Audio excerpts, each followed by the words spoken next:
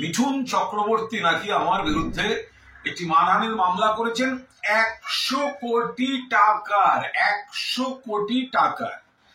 আমি এখনো কোনো চিঠিপত্র কিছু পাইনি। তো আমার একটি বক্তব্য যে আমিও জানিয়ে রাখি, আমিও একটি মামলা ওনার বিরুদ্ধে ফাইল করেছি।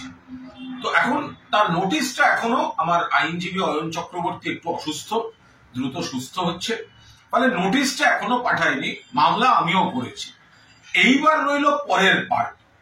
মিঠুনদা আমার বিরুদ্ধে 100 কোটি টাকার মানহানির মামলা করেছে। আরে যে দল বদলু মাল, যে কথায় কথায় দল বদল করে, ছোটবেলায় নাকি নকশাল, তারপরে জ্যোতি আঙ্কেল, ও পাশে গিয়ে ও নাকি ওখানে গিয়ে শিবসেনা, তারপরে চলে গেল মমতা বন্দ্যোপাধ্যায়কে আমার বোন, তারপরে সে চলে গেল বিজেপিতে।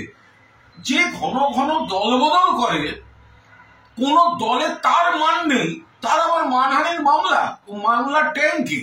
আর 2 নম্বর হচ্ছে, আমি ওয়েট করছি, এরকম একটা সিচুয়েশনে ওয়েট করছিলাম যে মিঠুনদাকে আমি চাই একটা মামলায়। অভিনেতা মিঠুনদা আলাদা, আমার সঙ্গে একসময় দাদা ভাইয়ের সম্পর্ক আলাদা। এখন যে লড়াই, আমি চাইছিলাম ওকে একটা মামলায়, যে কোনো মানহানির মামলায়।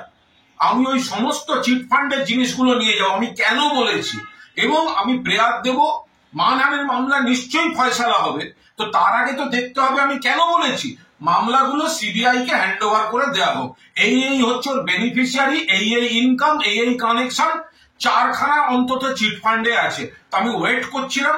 এখন মিঠুন দাই যখন নেমন্তন্ন করে আনছে, বাকিটা মিঠুন চক্রবর্তী, আপনার সঙ্গে আমার কোর্টে দেখা হবে। আর একটা জিনিস মনে রাখবেন, যাকে চিঠি পাঠাচ্ছেন তার নামটা কুণাল ঘোষ, মনে রাখবেন। আরো ভালো ভালো খবর দেখতে সাবস্ক্রাইব করুন বাংলা হান্টের ইউটিউব চ্যানেল। বাংলা হান্টের আরো খবর দেখতে নজর রাখুন। বাংলা খবর মানেই বাংলা হান্ট।